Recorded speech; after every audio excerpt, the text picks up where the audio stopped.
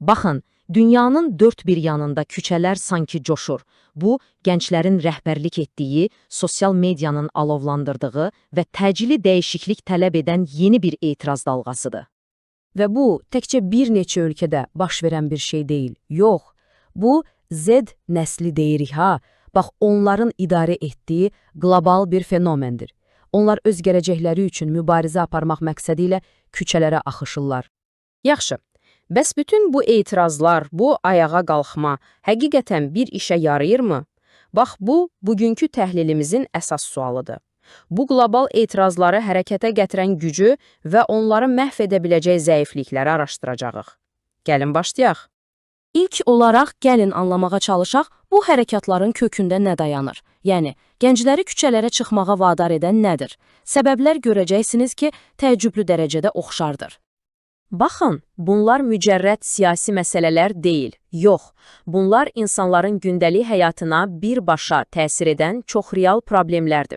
Məsələn, Madaqaskarda su və elektrik kəsintiləri hökuməti silkələyir, Mərakeşdə isə gənclər səhiyyə əvəzinə stadionlara xərclənən milyardlara etiraz edirlər. Yaxşı, bəs bu narazılıqlar necə olur ki, qlobal hərəkatlara çevrilir? Cavab, demək olar ki, hər birimizin cibindədir. Sosial media bu nəsil üçün inanılmaz güclü bir təşkilatlanma vasitəsinə çevrilib. Əslində, etiraz üçün texnologiyadan istifadə etmək heç də yeni bir şey deyil. Təsəvvür edin, hələ 2001-ci ildə Filippində SMS-lər inqilabda çox mühüm rol oynamışdı. Amma bugün smartfonların, sosial şəbəkələrin və messengerlərin bu qədər geniş yayılması səfərbərliyi əvvəlkindən qat-qata sağlaşdırıb. Bax, bu sitat məncə əsas məqamı çox gözəl vurğulayır. Sosial media necə olur ki, mücərrəd görünən siyasi problemləri hər kəs üçün şəxsi və təcili bir problemə çevirir. Və sosioloqun dediyi də elə budur. İnsanlar sosial mediada elitanın dəbdəbəli həyatını öz gündəlik çətinlikləri ilə müqayisə edəndə, korrupsiya artıq hesabatdakı hansısa bir rəqəm olmur, şəxsi təhqirə çevrilir. Onu da deyim ki, bu hərəkatlar təcrid olunmuş şəkildə fəaliyyət göstərmir. Milk Tea Alliance kimi şəbəkələr sayəsində fəallar bir-birindən öyrənir. Məsələn, Taylanddakı etirazçılar Hong Kongdan su kimi ol strategiyasını götürmüşdülər. Mitingləri elan edirdilər, amma son anda Telegram kanalları vasitəsilə yeri dəyişdirərək polisi çaşdırırdılar. Amma hekayə burada bitmir, əlbəttə. Bu hərəkatları gücləndirən alətlər eyni zamanda onların ən böyük zəifliklərini də özündə taşıyır. Bəzən elə olur ki, avtoritar rejimlərin sərt reaksiyası gözlənilənin tam əksinə nəticə verir. Onlayn paylaşılan bircə görüntü repressiyanı kütləvi qəzəbə çevirə bilir.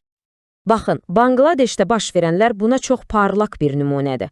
Hökumət interneti kəsdi, fəalları həbs etdi və tələbələrə atəş açdı. Lakin polis tərəfindən güllələnən tələbə Əbu Saidin bircə fotosu onu şəhidə çevirdi və küçələrdə daha böyük etiraz dalğalarına səbəb oldu.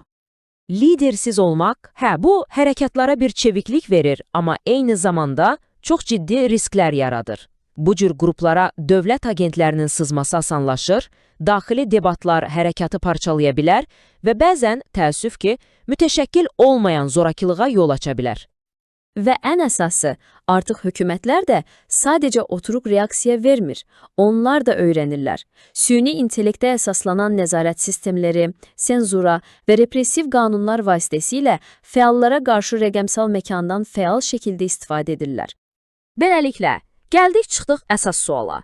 Bütün bu səfərbərlik, bu qəzəb, real dəyişikliyə gətirib çıxarırmı? Rəqamlar açığı sizi biraz təəccübləndirə bilər. Harvard Universitetinin bir araşdırması var, amma oradakı rəqəmləri göstərməzdən əvvəl gəlin bu sual üzərində biraz düşünək. İnsanları bir araya gətirmək asanlaşıb, bəs bu qələbəyə zəmanət verirmi? İndi isə baxın, mənzərə həqiqətən də heyrətamizdir. 80-ci və 90-cı illərdə dinc etirazların 65% uğurlu idi. Ancaq son 10 illikdə bu rəqəm kəskin şəkildə düşüb, cəmi 34% enib. Əsas nəticə budur, insanları toplamağın asanlaşması, qalib gəlməyin asanlaşması demək deyil. Bəs niyə belə bir eniş var? Cavab odur ki, hətta uğurlu sayılan etirazlar belə heç də həmişə müsbət nəticələrə zəmanət vermir. Bir hökuməti devirmək başqa şeydir, köklü, davamlı dəyişikliklər etməksə tamam başqa şey. Yəni, Suriyada və Yəməndə gördüyümüz kimi etirazlar vətəndaş müharibələrinə səbəb ola bilər. Misir və Tunisdə isə islahatlar köhnə rejimin strukturlarını dağıda bilmədikdə avtokratlar yenidən hakimiyyətə qayıtdı. Bu da göstərir ki, ilkin qələbələr bəzən aldadıcı ola bilir. Yaxşı, bəs bütün bunlardan sonra bir ümid varmı? Ekspertlər deyir ki, hə, var. Amma bu yol sosial media aktivizmindən biraz kənara çıxan daha effektiv bir yol təklif edir. Bax, bu sitat məncə problemi çox dəqiq ifadə edir. Yəni, sən alqoritmlərə, qəzəbə, hashtaglərə güvənirsən, bunlar səfərbərlik üçün əla ola bilər, amma uzun müddətli dəyişiklik üçün nəzərdə tutulmayıb. Ekspertlərin tövsiyə etdiyi həll yolu isə budur. Hibrid strategiya. Bu, o deməkdir ki, onlayn aktivizmin gücünü tətillər və mitinqlər kimi ənənəvi üsullarla birləşdirmək lazımdır. Və ən vacibi, real dəyişikliyi təmin etmək üçün vətəndaş cəmiyyəti və siyasi partiyalarla davamlı ittifaqlar qurmaq şərtdir.